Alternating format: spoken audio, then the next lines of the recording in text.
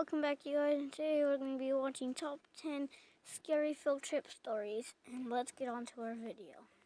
Right guys, a lot of schools take their students on school trips. They can be fun, they can be boring, they can be memorable, but what is the scariest school trip that you've ever heard about? I think it might be one of these. I'm Danny Burke, and this is the top 10 scary school trip stories. Starting off at number 10, we have a story from a small Kansas town in 1957. A teacher there decided to get senior students to take the new students on a pre-Halloween trip through a haunted house. Now the principal thought he would play a bit of a prank and let the students find him hanging in the dark with a rope tied under his arms, and they would think he's hanging by the neck. They covered the house with creepy decorations for the students' arrival. They were pretty creeped out by all of the rooms, especially the room with the scary man hanging from the ceiling and groaning. As the last students left, the teacher went to get a picture of the principal. She called out his name. There was no answer. It was then that she realized he had tripped on the floor decorations. The rope had slipped from his arms up to his neck, and he had actually died from strangulation. Next up at number 9, we have the story of Horatio Chappelle, a 17-year-old student who went on a school trip to Norway in 2011.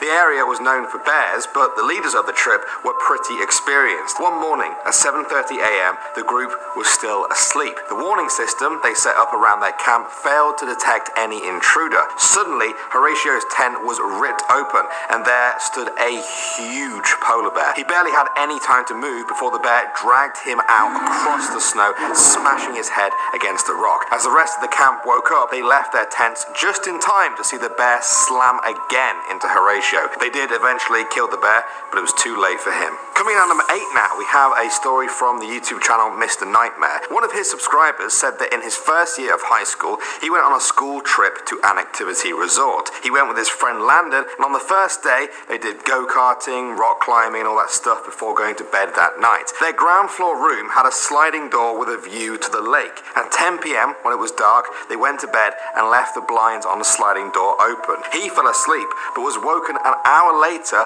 when Landon screamed. At the window was a tall, skinny old woman with long grey hair just staring through the window. She walked away, leaving them in shock. At the end of the next day, they fell asleep again, but he woke up to silence and just a strange feeling looming over him. He looked over to Landon to see if he was awake, but he couldn't see him. There was just black. He realized something was blocking his vision of the other bed. Not something, someone. He looked up, and there was the old woman standing over him.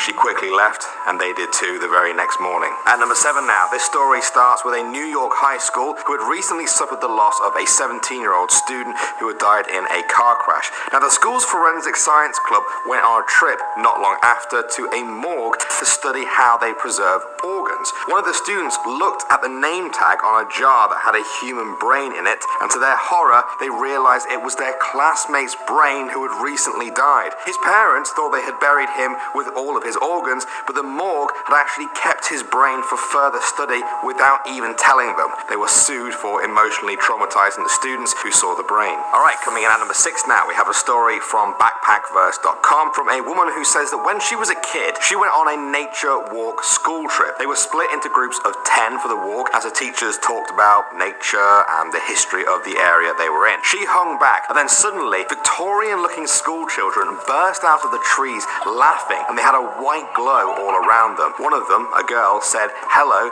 would you like to play?" But she was paralyzed with fear. She couldn't answer. The girl took her by the hand and into the woods. They got to a cave which was full of these ghostly children. She said they brought her there to be initiated into their family. It was then that she decided to run away, and they screamed, "Get her!" She didn't stop running until she reached her teacher, and although she could still see the children in the trees, she knew she was safe. Alright, next up at number 5 now, we have a story that will definitely scare any parents watching. In 2011, students at Lowell Elementary School in Seattle went on a school trip that needed parents to help chaperone the kids alongside the teachers. Now, during the trip, one of the parents recognized another chaperone, and then suddenly it dawned on her. He was on Washington's most wanted. He had been all over the TV after being arrested more than 20 times as a high violent offender, and he was wanted by police. He was also the parent of one of the girls on that trip. He went on the run again. The school ended up going into lockdown, but he did eventually surrender, much to the relief of the other parents. Moving on to number 4. In 1986, Oregon Episcopal School went on a wilderness experience trip to climb Mount Hood. As the group climbed the mountain, the weather started to get really bad. They turned around but were caught in a severe snowstorm and decided their only option to survive was to dig out a cave in the snow for shelter until the storm passed. They had just one shovel. The rest of them used their hands. It took them 2 hours to dig the shelter, and it was still too small for them. They took it in turns to be in the shelter. 2 of them then went down the mountain to go and get help, but when help finally arrived, they found 3 of the students frozen in the snow halfway down the mountain. They could not revive them. Just so you guys know, make sure you subscribe and like and comment down below. Thank you.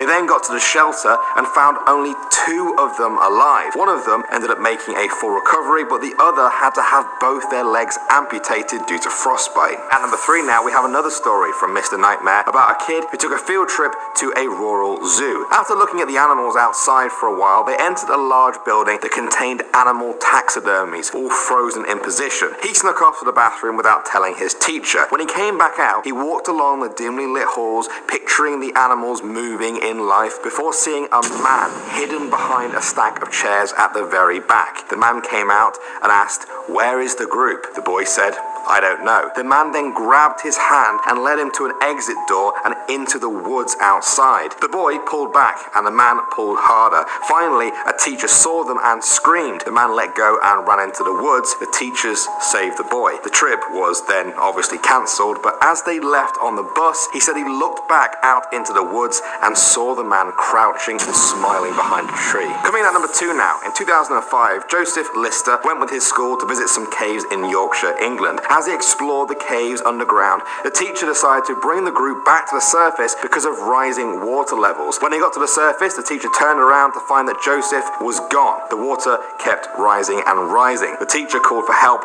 and 2 rescue teams came. They found Joseph 250 meters into the flooded cave. He was rushed to hospital but died 5 hours later with his parents by his side. And finally at number 1 now. In 1976, 26 children aged 5 to 14 were on their way back from a swimming pool field trip in California when the driver stopped to see if a car that had broken down needed any help. Suddenly, 3 masked men stormed onto the bus with guns. They drove the children and the bus driver around for 11 hours before eventually stopping at a quarry. They then loaded them into a buried van with a tiny bit of food, some water, and some mattresses to sleep on. The kidnappers then went off to go and make their ransom demands, but the phone lines were too full from all the media calls and the families looking for their children. In that time, the bus driver managed to stack up the mattresses, allowing them to climb up to the top of the quarry and escape. Amazingly, all of them were fine and lived to tell this terrifying tale. Alright guys, like I always say in every scary video I do, things like this are scary because they are so rare. So,